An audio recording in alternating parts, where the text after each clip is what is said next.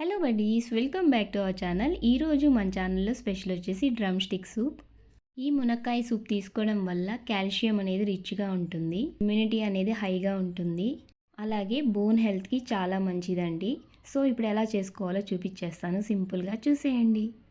ముందైతే ఒక కుక్కర్ తీసుకొని దాంట్లో తగినంత వాటర్ వేసుకొని దాంట్లో మునక్కాయలు అయితే వేసేసుకొని కుక్కర్ అయితే పెట్టేసుకున్నాను. ఒక 6 విజిల్స్ పెట్టుకోండి. తర్వాత మిక్సీకి మెత్తటి పేస్ట్ లాగా పట్టేసుకొని ఇలా వడగట్టేసుకుంటున్నాను, పీచు లేకుండా. చాలా ప్రెషర్తో నీట్గా అయితే వడగట్టుకోండి. ఇలా కాకుండా చేత్తో కూడా మనం నీట్గా పిసుక్కొని వడగట్టుకోవచ్చు. ఇలా నీట్గా పీచు ఒకటి మిగిలేలాగా గట్టిగా అయితే వడగట్టేసుకున్నాను.